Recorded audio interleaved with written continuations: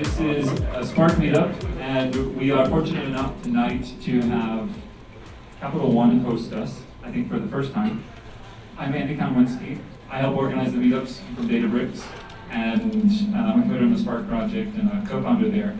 I've been organizing the meetups since the beginning of the meetups, and we're on 30-something now, closing in on meetup number 40. And Spark has gone from 0.2, I think, with the first meetup, to 1.5, which is coming out very soon. And part of the Spark ecosystem that's been hard for many people to wrap their heads around is how to actually get going as a developer with Spark. So we were excited to see the welcome topic of tonight, which is what all of you are here to hear about, getting started with the kind of ecosystem around open source and especially Spark. So I'm going to introduce the representative from Capital One of the kind of host, Ilya Danelin, who is a senior data engineer at Capital One. He'll tell us a little bit about what they're working on here, and he will introduce our speaker. So let's welcome Ilya.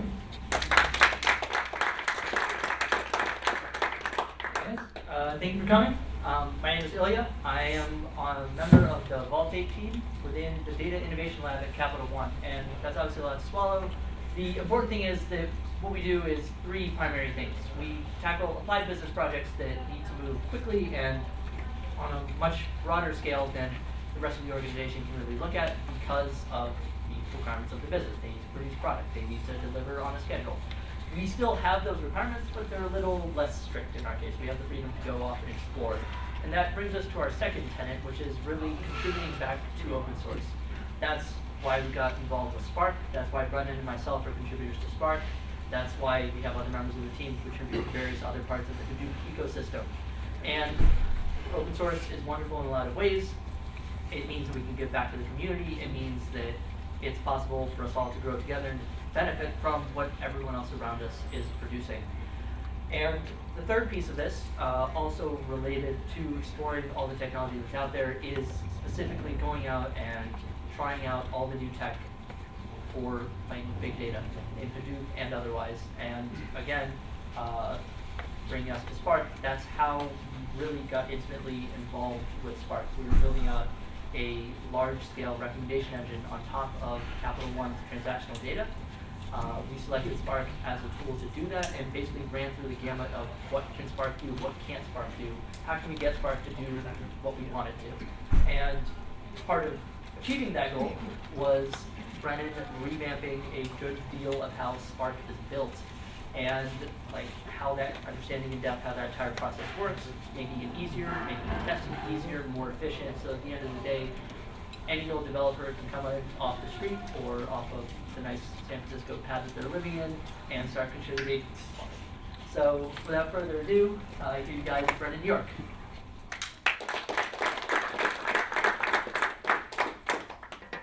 Can you guys hear me? Is this good? Awesome. Okay. Let me get all my tools here. First, thank you everybody for coming. This is a huge turnout. This is super great. I really hope that I can live up to everybody's, high expectations for this talk tonight. So what's the talk about? Let's commit to Spark, right? And if you actually read the RENIT page, the real thing is, why understanding how Spark is built helps the developer community.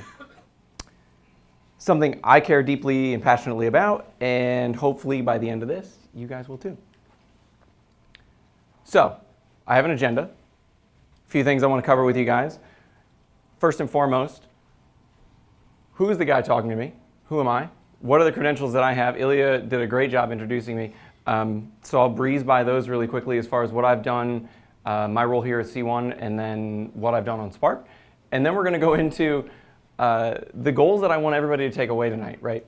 Hopefully, if you come to this meetup, you'll realize that there are some things that I want you to actually take away from all this. And if nothing else, just take those 3 points, go on from there. Then we're going to get into why understanding how Spark is built helps the developer community, kind of the title of the talk here. Specifically, why build systems are important. So this is kind of a, yes, it's very much involved with Spark. It's a lot of the work that I did, but it also has to do, if you're a developer right here, it's going to have to do with your organization for everything, right? So some of these things are going to be applicable in other areas. Then we're going to talk about the tools that have been created to ease the build burden, and this is specific to Spark here. And then finally, we're going to get into some of the testing scripts that are written and how you can diagnose those errors. Now, before I go too far, I do realize that we are going to dive into a little bit of code. I'm going to be able to walk around for a little while, and then we're going to get into the code. I might lose some of you. That's okay. If you need to stand up or nod off or whatever you need to do, it's totally fine. So we'll get into it. Who the heck am I? I know the picture, I had a lot more hair. I look a little different now. It's what happens. It's okay. So here I am, Brennan York, data engineer, Capital One. Like Ilya said, I work on the Vault 8 team, lead the data innovation lab here. I'm also an aerobatic pilot. I do loops in the sky. It's kind of like what I like to do anytime I'm not hands-on keys. Before that, I was an adjunct professor at UMBC. I used to be from DC, and then I moved out here. And before that, I was at IU, go Hoosiers, computer science and computer security. But really what we want to talk about is what the heck have I done with Spark? Because that's really what everyone's here to talk about. So, first of all, obviously, what you guys can assume that I've done is worked extensively in the build system for Spark and making that easier and more capable for all the developers who want to come in and operate on Spark and to reduce that time and the barrier to entry there. Specifically, my kind of magnum opus here is Build Maven. And we'll get into what that is and what we've done there. Other things, so at Capital One, in the Data Innovation Lab, we've had a lot of interest in graph theory and things like that, me specifically. So I've worked a lot in the GraphX area and then dabbled a little bit in the streaming and the core components. So now we're on to goals. What are the things that I actually want you guys to take away? So first and foremost is I want you to understand why build systems are important and often overlooked, okay? This is something that I've seen, and again, I've only been an engineer for 8 or 10 years, but it seems like, and this is just, just me to you guys, that these things are overlooked more often than not. So I really want to kind of harp on that for a little bit.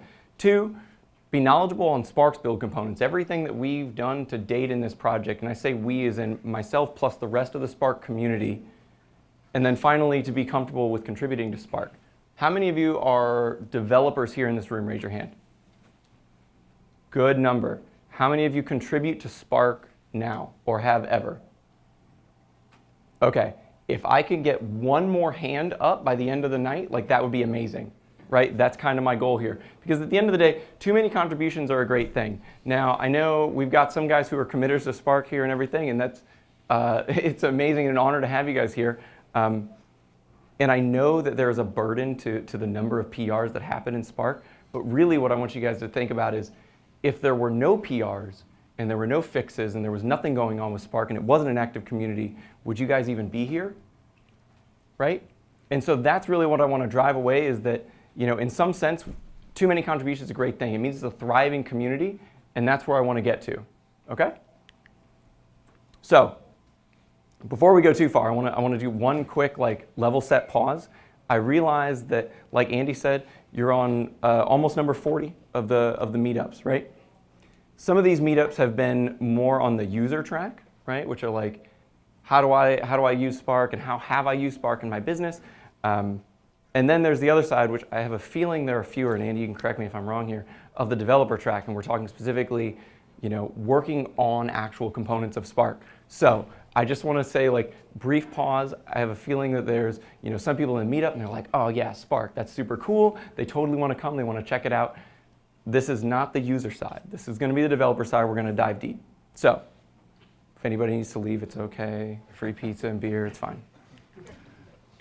Okay, so now we'll get into the actual talk here.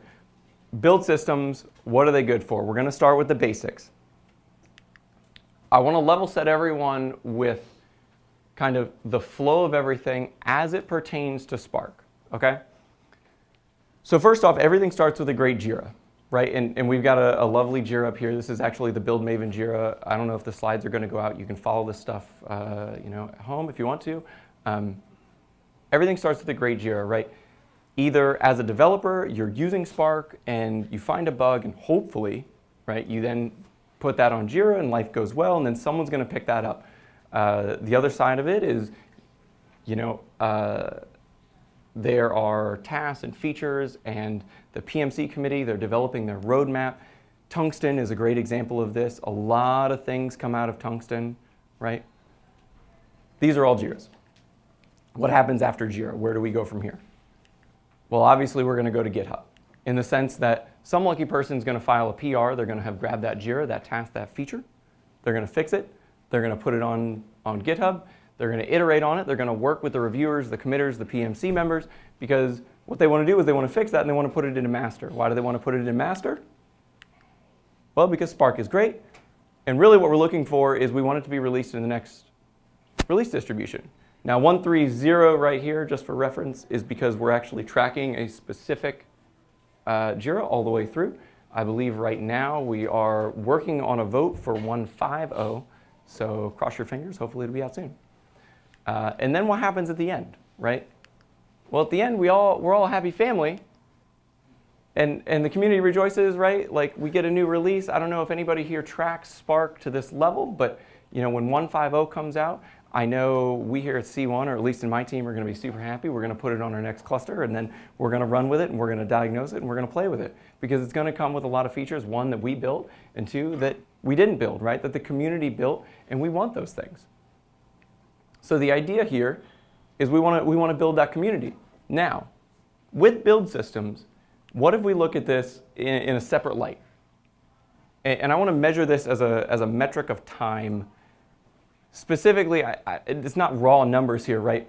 But I'm saying there is some metric of developer time, and that goes between the time that a Jira was created all the way through the end that it is committed up into master. That's the amount of time the developer needs to take to get that thing up there, whatever that is, task, bug, feature, you name it. But what if there's another length of time? And that is the build and test time, okay? Now you see here the build and test time, it actually overlaps a little bit, and I did this, like, I didn't just make these drawings willy-nilly, don't worry. Build and test time here, we're talking the amount of time that either the developer or some other entity is leveraging the build system in some regard. So that means that for that entire test time, whatever optimization you do to that is going to affect that entire time.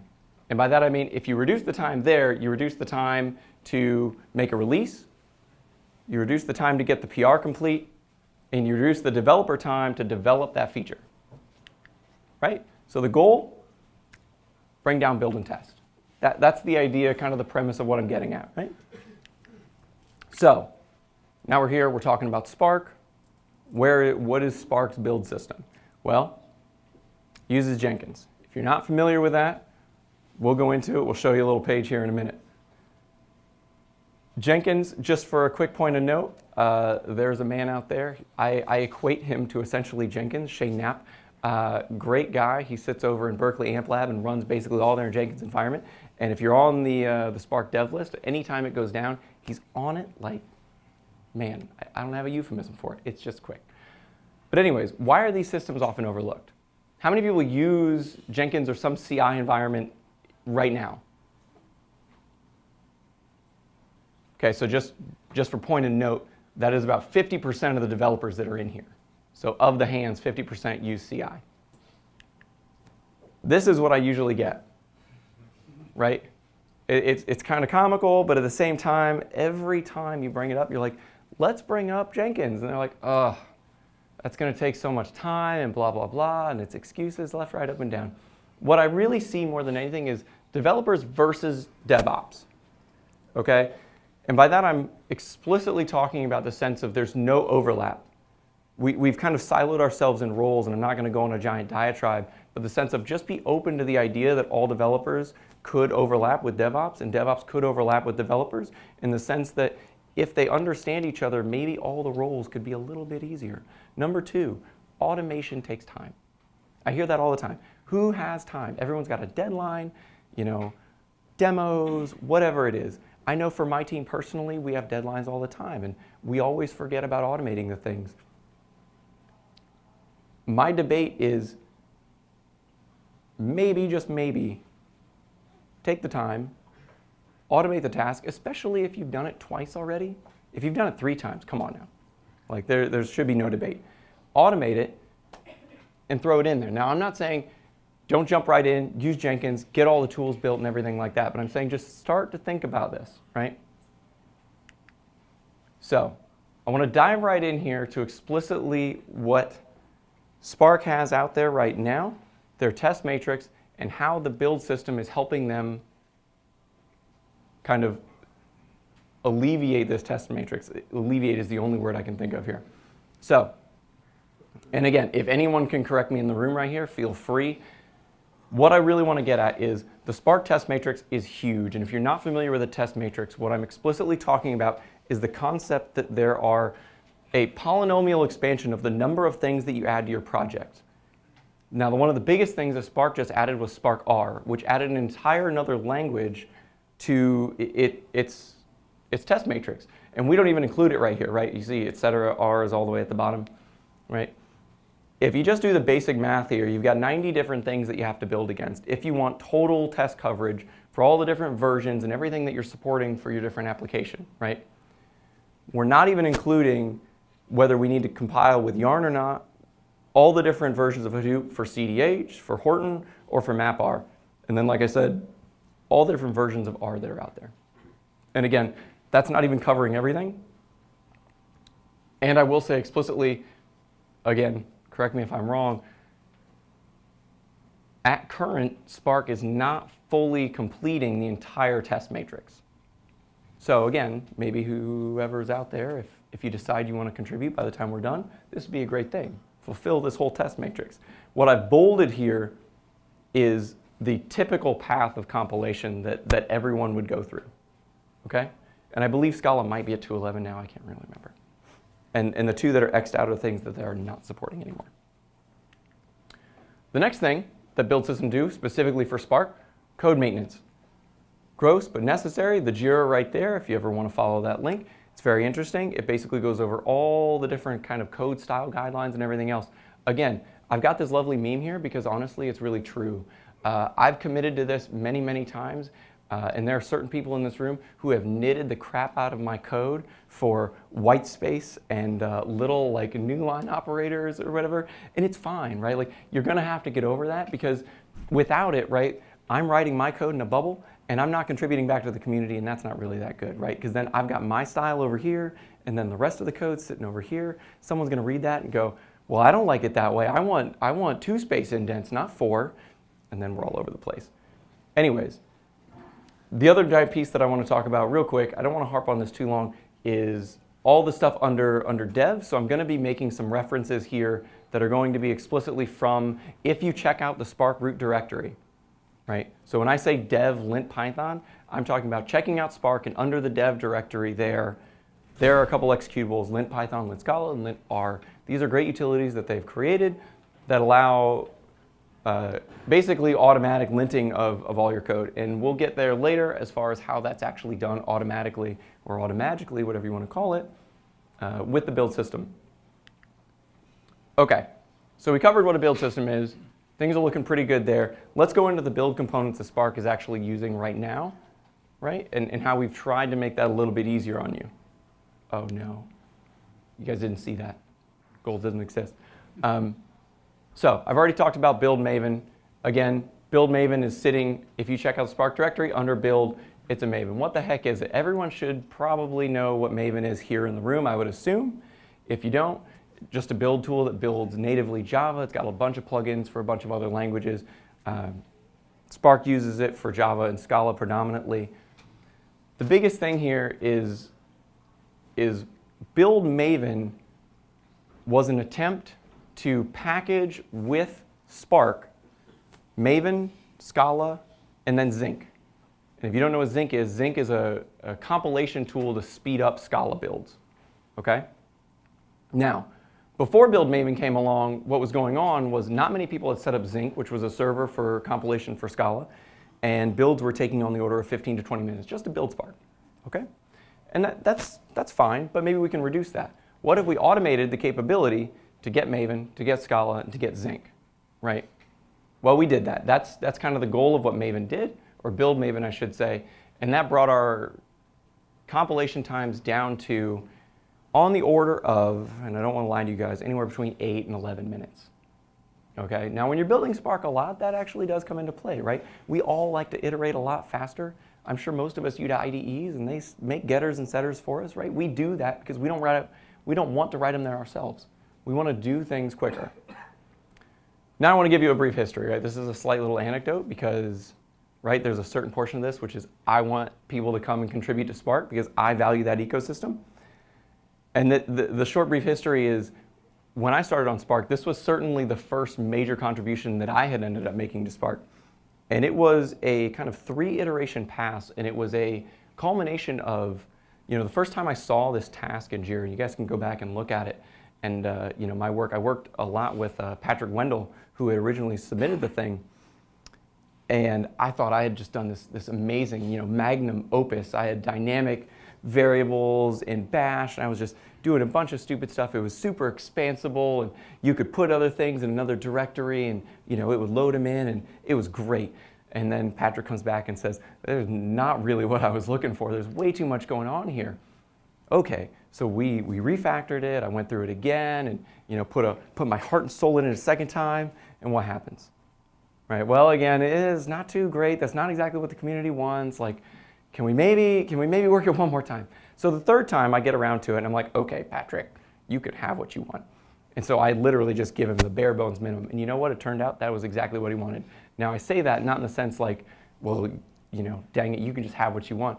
But in the sense that I had an image of what I thought this thing was, and he had an image of what the community needed. Right? So this was a growing thing for me that I kind of wanted to share, which was with Spark and with anything else, right? When you contribute to an open source project, there's kind of that growing into the community. And so that was my growing into the community. Anyways, so what are the goals of Build Maven now? We covered it a little bit. One, it's reduce the build time. We certainly want to reduce the build time, like I said, about 15 minutes down to about 8 to 10 minutes. That's pretty good. Seamless integration for developers. We don't want to change anything about the way you use Maven. So if nothing else, I forgot to mention this, Build Maven is a pass-through to regular old Maven, okay? And we'll get into showing you how that's done right now. So let's look at some code. I'm going to come over here. I apologize. This is the only place I'm allowed to do this stuff. If anyone falls asleep now, I apologize. But we're going to get into this code, and we're going to use Emacs. I don't want to hear any lip. Okay, now that that's over. So one of the great things I want to point out here is right what I've already set my cursor on here. We've set a Maven version, right? And this is one of the great things that you can do when you supply these kind of wrapper build scripts is we've set the Maven version 3.3.3. And this is explicitly because if you follow the dev community in Spark, there was actually a large issue between, I believe it was using Maven 3.2 and 3.3 when building with Hadoop.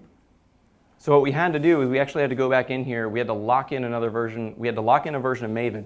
And we're already locked into a version of Scala and Zinc, okay? But we had to lock into a version of Maven to make sure that all of our builds were passing, okay? We also then had to also add a flag, which Maven technically doesn't understand, which if you pass it in as the first argument, -- force, will then force the thing to not pass through and use whatever Maven you had installed. It'll actually use the Maven that it installs for you, right? Again, locking it into that specific version. One of the things that you can do, and to show that, basically right here, right? You basically say if you need to force Maven, which goes up here. So, if the first item on your command, this is all bash, I apologize, this is all bash, right? First line on your command is force, then we're going to force Maven. If you need to force Maven, then you install it, right? Now, one of the great things about installing everything, or when you just call install Maven, install Zinc, install Scala, you're like, well, wait a minute. These don't say if they're installed already. Well, don't worry. We've got that covered. So basically, it'll install under a subdirectory inside the Spark folder and say, well, if it's already there, then I'm just going to use it. I'm not going to actually reinstall it. So it caches everything. So we just run right through this thing. We get down here and we say, well, let's make sure that Zinc is installed. And then once Zinc is installed and up and running, we make sure that we can set an actual Zinc port, because this was an issue that we had when we were running with Jenkins, which we'll get into. And then as you can see, if you're familiar with Bash, that $@ means we just pass everything right through to the Maven binary that it was given, right? Everyone with me so far? Good. We're done with code for a second.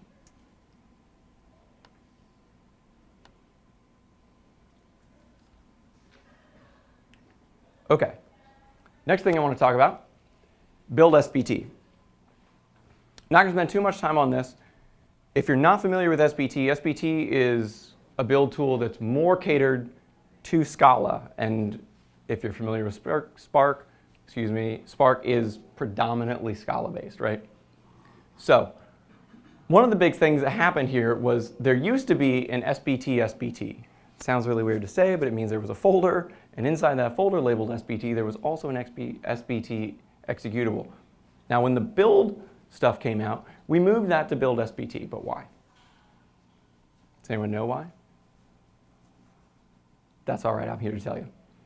So we moved it because we wanted to keep everything in one directory, and we wanted to make sure that there was continuity for the developers, right? So if you're going to go to build Maven, you're going to go to build SBT. But we left SBT. And I'm not going to show you guys what it is. That's a project for all of you. But if you go into SBT, it literally just points to build SBT and then prints out on the standard error and says, this has now been deprecated. It can be removed at any point in time. It has not been removed yet.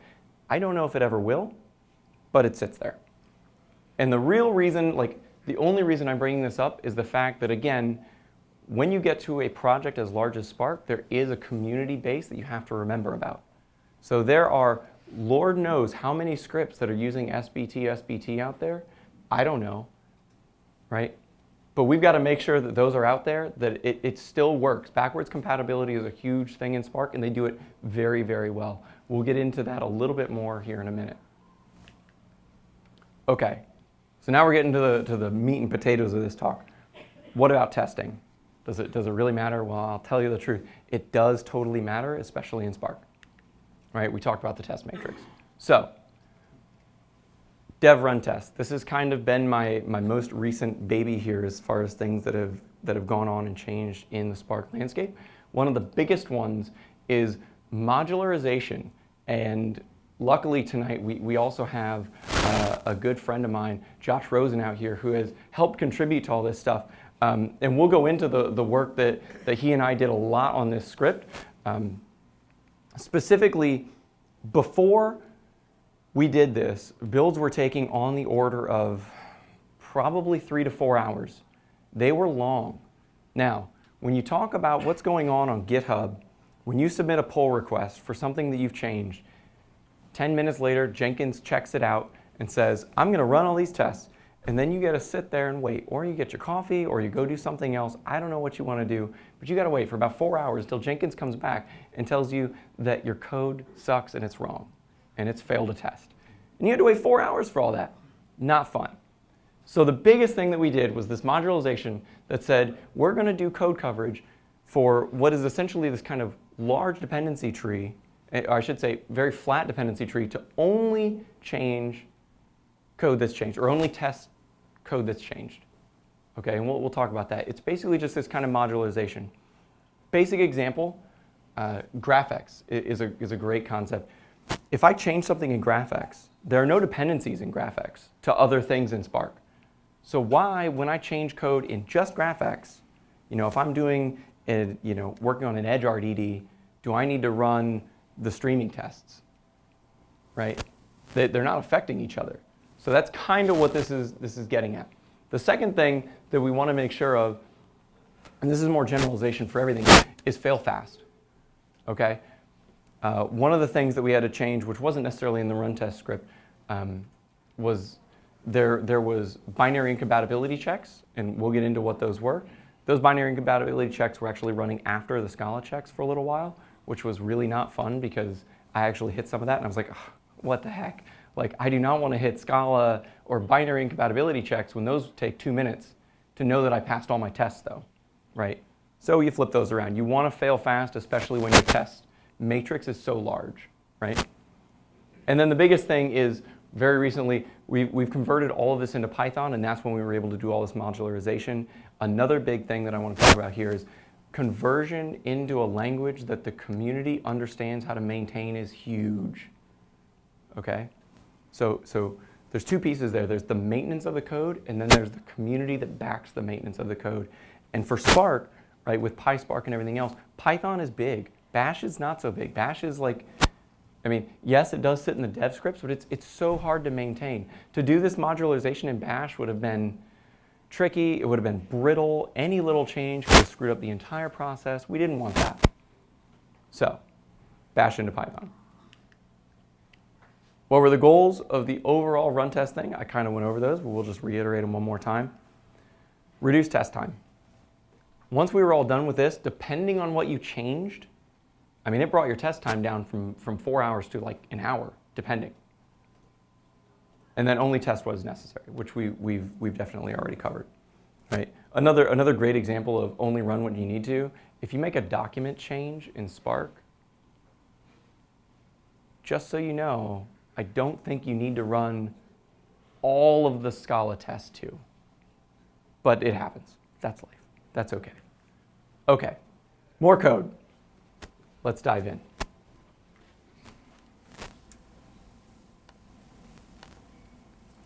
What I want to show first is that, again, backwards compatibility, dev run tests, as its own script, is still Bash. It's still called the same exact way, but now it passes everything directly to a Python script. Again, backwards compatibility. Nothing changes for anything using this system, okay? So now we'll open up the .py version. Now we are into Python. And I just kind of want to walk you guys through some of the big things that we've changed here. So if you do end up committing to Spark, or if you want to look at this for your own environment, whatever that may be, let's just walk through some of the big things and how we kind of handle them. So the first thing is change modules, right? At the end of the day, you want to find a way to determine what was changed. For Spark, we're using Git, right? With Git, we can just basically tell what files were actually changed, right? And then determine what large projects they were in. And we'll get into what modules those things cover in a minute here. Okay, and then we'll scroll down here. Basically, you determine what modules you want to test. And then we get into kind of what I consider the fail fast series here, okay? So first thing you do is you run your Apache rat checks, right? And I told you guys, I promised you that I would tell you how to diagnose some of these weird errors that either dev run test or the Jenkins is going to throw back at you. If you get a rat check and it fails, this is literally because you wrote a file and you didn't put your Apache license at the top, okay? Totally fine, just go copy it from another file and dump it in, be great. 2, what you'll see here is now you have style checks, but now they're surrounded by the fact that you're only going to check if those changed files were Scala or Python. We don't just run it for everything anymore, okay? And then you'll see down here, there's actually a little bug for building Spark documentation, because this gets into some weird nitty Jenkins issues. We won't get into it too much. But ideally, we'd want to be able to build your documentation if you only make a documentation change, right?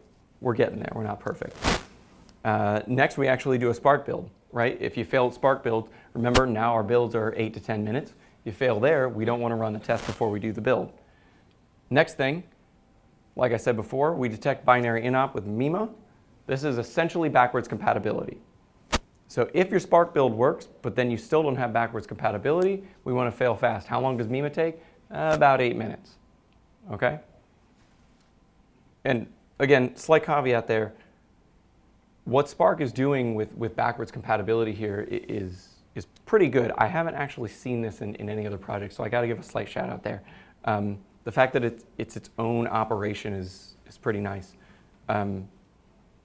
Run Scala tests. This is pretty self-explanatory. Then we do a check to see if there's anything in Python, right? If there's any Python tests. If there are, we're going to run the Python test. And then we're going to check and see, finally, if there's anything in Spark R that's changed since Spark R just came out. And if there are, we're going to run Spark R test. Pretty simple, right? Now, the other thing that I said I would show you guys is the modules. So if you go, there's another directory. I don't really cover it in the slides. Spark test support modules.py. Okay, let's just scroll up here for a minute. GraphX is my favorite thing, right? So module is just simply a class in Python. right? And here you see that for GraphX, it's got no dependencies, and you have a source file regex. So if anything starts with the word GraphX / then we're going to run the GraphX test SBT goals. Okay? Simple as that. Now we can go up here to SQL and see that things get a little bit more tricky, right? No dependencies. If anything starts with SQL or bin SQL, right? Here's the build profile flags that we need to supply, and then here are the test goals, all the different test goals that we're going to have. Let's see if we can find one with some dependencies. Here we go. Streaming Twitter. It's a great one. Dependencies on streaming, which means that it's going to run the streaming module as well as the streaming Twitter module if it finds anything with a source file regex of external Twitter, right? And so then it's actually going to merge all these things together. It's going to run whatever tests are there for streaming as well as whatever tests the streaming Twitter needs. Okay? So again, it's kind of all I want to show. Just we're going to dive deep. We're going to get low. We're going to do a low pass. I'm not going to go too nitty gritty. Hopefully everyone's still with me. Anyone have any questions so far? Awesome. Question about, going back to the basic build stuff and not testing. You have zinc installed, that gives you a reduction in the build time? Yes. So yeah. So the question is, if you have zinc installed, does it decrease the build time? The short answer is yes. The long answer is zinc basically acts as a cache for the compilation and won't recompile things that are unnecessary. And I again, could be wrong, but I'm pretty sure that that's my understanding of how it works. So for Scala, it just makes it extremely simple that it's only going to recompile any changes that you've done to your code, which, right, once you compile code there for multiple times in the build system, takes your time down a lot. But if zinc doesn't get installed automatically as part of the build? It does. It does, yes. So does zinc get installed as part of the build process for build Maven? The short answer is yes. It pulls down its own version of zinc. It installs zinc locally under the Spark directory, and then sets up all the ports properly. And then Maven leverages that zinc process. You mentioned Maven and SBT, and they're both build tools. So I don't understand exactly how they fit together. It's a duplication for somebody that doesn't understand tools, right? That is above my level, but I understand what you're saying. So part of it is, the question again is, I don't understand why you have build Maven and build SBT. They seem like a duplication of effort. In some ways I agree, but in some ways you also have to understand that how many developers here use SBT and like SBT more than Maven? How many like Maven over SBT? There's your answer. At the end of the day, and I know this isn't a large population or data set here, but the concept is some people just like using SBT more, and at the end of the day, predominantly the main people who are working on Spark, and I could be wrong here, but it seems to me that a lot of the people that were working on Spark just had a differing of opinion. They liked both. So you're going even deeper than I thought. So essentially, they use one or the other, depending on preference, to build Spark. Yeah. One in the back, and then I'm going to keep moving on. What? Is there any difference in performance? Depends on if you're doing incremental compilation or if you're doing, just a total Spark build. SBT seems to be much easier and what a lot of people use as far as like their average developer environment, right? So I'm going to leverage SBT if I just want to write a bunch of Spark code and then recompile it really quickly because then I'm doing incremental compilation, right? And things work really fast there. Maven is kind of just this more end-to-end behemoth, right? You'll also notice that the modules that are there in dev run tests, those test executions only work with SBT. So Maven is just a full end-to-end super suite. And honestly, the reason for that is if you want to test portions of Maven, and maybe you guys have run into this, you have to actually install Spark locally. So you'd have to do a Maven like install, right? And we don't want to do that for any of the developers. So we don't want to mandate that, which means we can't do like a Maven-PL and then give it our sub-projects that we're going to work on. Does that answer your question? Great. Okay. So we're going to move on. We're going to finish up. I only have one more thing, and then and then we'll call it quits for the night. Run test Jenkins. The biggest thing here is we're going to kind of combine everything that we've been talking about, right? So we've talked about build systems and Jenkins, the environment that Spark has set up. And then we've talked about the testing environment that we've got set up. So run test Jenkins, and I couldn't put the dev in front of it, but it sits there under dev just like everything else. Currently sits as bash. It's a current project between myself and a couple other guys on converting this over to Python as well, right? So we can get a lot more of the features. But the concept is to automate, automate, automate. And then the second bullet, which is really key here, ensure well understood error messages are present. So by that I mean, when you want to engage in a community, whether your developers are new to Scala, new to everything, but really want to contribute to Spark, right? They want to take on the starter tasks. Or you've got really advanced guys who probably don't necessarily need the messages, but it's always helpful. You want to be able to provide everyone with some sort of meaningful thing that they can go back to their code and say, okay, here's where it's screwed up, or here's the general section where things have failed, okay? Run test Jenkins, and I don't have an example of this, I didn't prepare well enough, I apologize.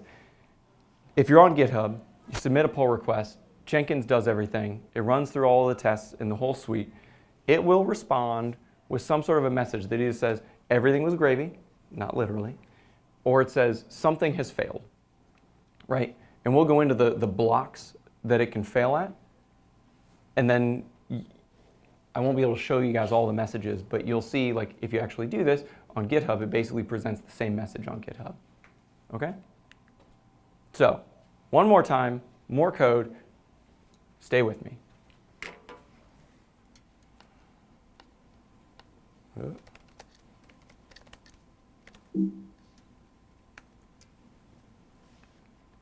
Okay, so again, this is all bash, and I'm not even going to scroll around on this file because I'm sure everyone's already like, oh my. That's just a big if-else statement. And it's true. So the whole concept is, well, we'll actually go up just a minute. So this line is a little secret. It says we've set a timeout, right? And this file only runs on Jenkins on the actual Spark Jenkins environment, right? So we have amp Jenkins PRB true, PRB pull request builder. We set a timeout, and then we just run the test, the same test that you can run locally on your machine, okay? Nothing changes there. We capture the test result, and then we basically have a couple different things that compare the test result with some given number, and that's what creates the response for you, okay? So we have the first one, which is 124. It's kind of like that magic number one that everyone's like, oh, why is 124? That's the failure for a timeout, right? And so that's basically going to tell you the test timed out, okay? And then it's going to post the message and you're going to exit. Otherwise, if your test is 0, then it passes all tests, right? This one makes a lot of sense. And then we get down here to block general, means your failing test is literally some tests. Now, this one's a little wonky. It basically just says we set these block codes as we work through the dev run test system. So it basically says in dev run test, if I am on Jenkins, then I have to set these things in the environment. That way, when Jenkins knows that something has failed, it knows what the correct error message is. So general just means that we've set the first message right away as soon as we've started, and something failed before we even got to anything, okay? And then obviously, as soon as we hit the rat test, which is the first thing that I showed you, right, you're going to get a failure of rat test, Scala style test. And you can see as we go on down, this basically covers everything. It even covers documentation, which isn't even complete yet. All right, and then you'll see like this patch fails something. And you can obviously grab that this is all markdown because this is posted to GitHub, right? So the little star in the front is because we're listing a bolded item, and then the double star is because this will come up as bold in the GitHub commit message. Or not commit message, but the GitHub message that shows up, okay?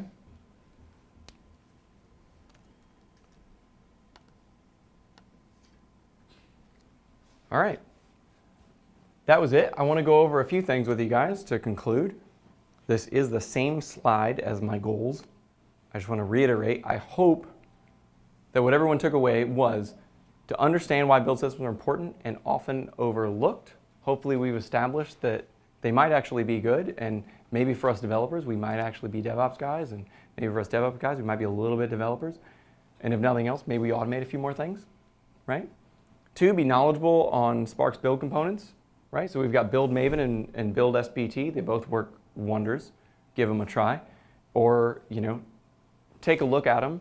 If you need to implement something like that in your own organization, like they're great examples, 3, be comfortable with contributing to Spark.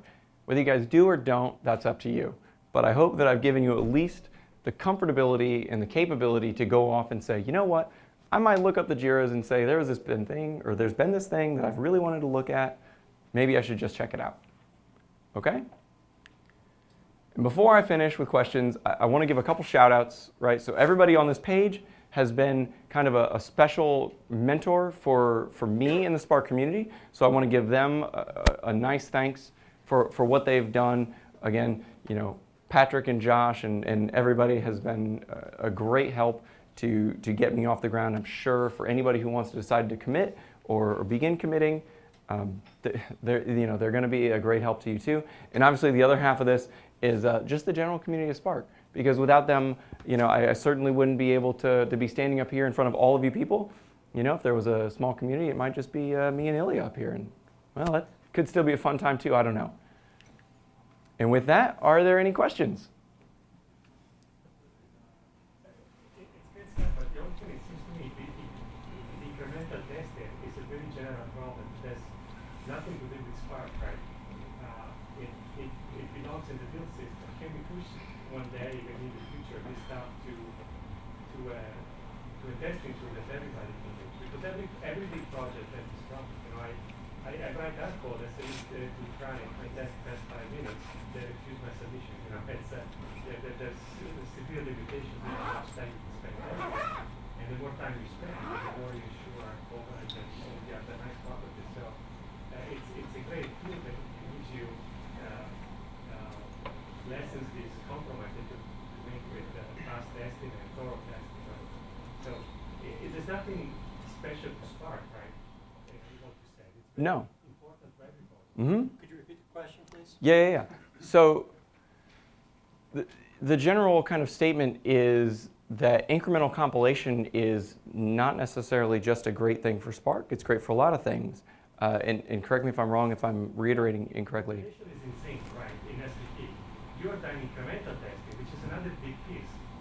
So we should have incremental testing, say, in SVT. Right. So you're talking about incremental testing in all the things. That seems pretty new to me. I mean, I don't know anything else that doesn't. Well, I honestly don't know if I know that many things that do off the top of my head either. I would agree. Like incremental testing should be a thing that more things should look at. I know for right now with SBT and Maven being, at least for Spark, the predominant pieces. Like I said, with Maven, if you want to do kind of project level testing, you have to install your project locally. And you can at least get away with some of that level of testing in Maven. But the concept of what has changed and then test only the changes, you're right. I haven't seen that past Spark. Yeah, I mean, the code's out there. Feel free to, take the module code and go have fun with it. Yeah. Anything else? Hi, 2 questions. First one, when I do the run text, sometimes it requires certain dependencies such as PyLinter.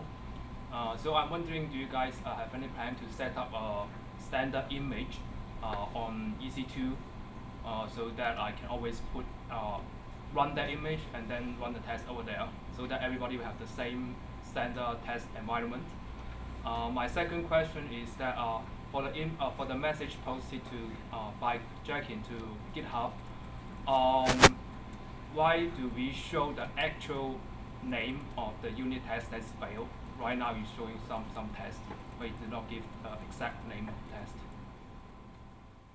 Okay, so both good questions. I'm going to try and repeat them. One, is there a generalized test environment in EC2? Yeah, for example, yeah. Right? And 2 is why don't we show the explicit test result from Jenkins or test failure? Yep. So I'm going to say 1. I'm not 100% sure. I think there are some people in this room who might be able to answer that question for you as far as a generalized test. Josh, do you have a? We're working on it with Docker. Working on it with Docker. Actually, yeah, Docker's been in the loop for a little while. So there you go. That's the answer to that one, working on it. Number 2, remind me what number 2 was again. I'm going, oh, right, the actual error message. So I'm just going to take a stab at this one and say that honestly, the dev run test script, it's more dev run test Jenkins, right, to be able to convey the message from Jenkins out. Very brittle right now. That's the thing that we're trying to work on. It's kind of been stalled for the 1.5.0 release. We're working on getting that completed. When that goes into Python, I think that will then be a great thing that we can take on and move forward from there. Honestly, you make the Jira now and maybe you can take care of it. I don't want to be the only one to work on all this stuff. No offense. Anything else? Yeah? What's the biggest problem that still is out there from your perspective in the build system right now, and what's the lowest hanging fruits for people to work on and fix? Great question. So what's the biggest problem out there and or lowest hanging fruit in the build system currently? I know a lot of work has been going into this recently, but I think there's still a lot of non-deterministic failures in the Spark build system. Predominantly it was in the streaming components and things like that. I know there's been a lot of work in that. So I think getting every test to be deterministic, and then again, moving that test time down. I think the biggest thing is transitioning from unit tests and integration tests, right? And splitting those things up so that individuals only need to run unit tests and then the integration tests can run at a later point, right? So we don't stall all of the developers on the myriad of integration tests and things like that, which I would debate are what take the predominant amount of time. 2, go for it. How the review process works here after we started committing? How does the review process work after you start committing? Great question. So normally there's a PMC and there are a set of committers because it's an Apache project, right? From there are also kind of a set of people who generally own different areas, right? So there are people who specialize more in GraphX and things like that, be they committers or just reviewers, right? So when you commit something, 9 times out of 10, a committer will probably come in there first and do the code review. And if it's code that say, for example, just because I'm going to relate to what I know, if it's a build system thing and like build Maven stuff, usually I will get CC'd on that as well, and then I will come in and review it too. Does that make sense? I don't do the final commit. I'm not a committer. I let a committer take care of that, but I will help review. Yeah. Does that make sense? Yeah. Okay. And then you had a question? Most likely have the option of a parallel compile, right, like GCC or something. Can't you do a parallel testing on distributed machines and correct the result?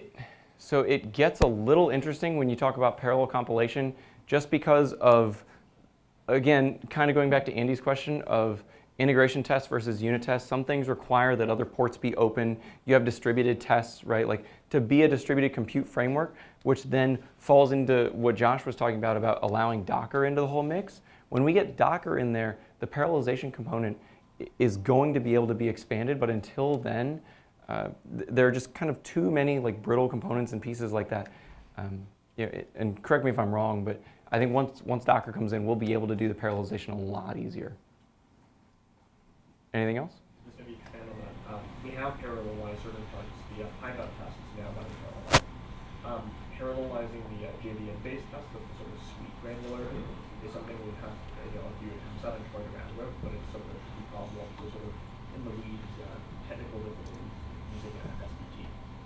Getting it to run in parallel is tricky. Getting it to be able to understand when parallel thing fails is the hard part. So to reiterate, do have parallel testing in Python. Diving into the JVM and doing parallel testing gets really tricky to understand errors, right? In a nutshell. In a nutshell. Anything else? Yeah. What features were missing from Spark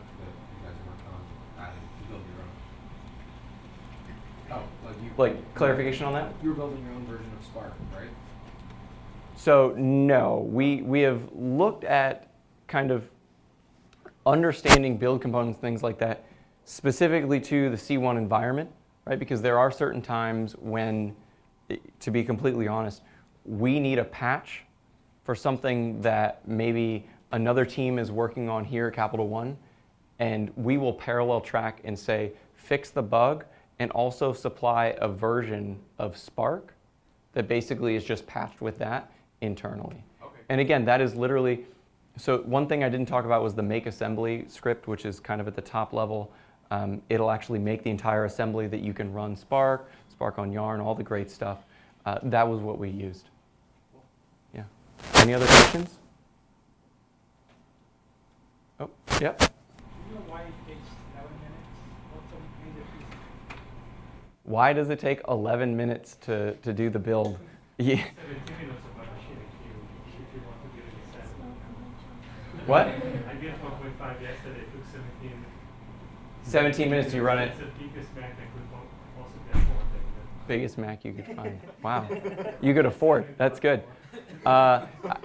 Honestly, I haven't looked at it too hard. I don't have an answer for you immediately. Yeah. I don't know if someone else does or if they hit what the overall build problem is lately. But Spark is big. That's another thing. It's just a huge code base. Anything else? Awesome. Well, thank you all for coming, and feel free to finish out the pizza and beer and go forth and be merry.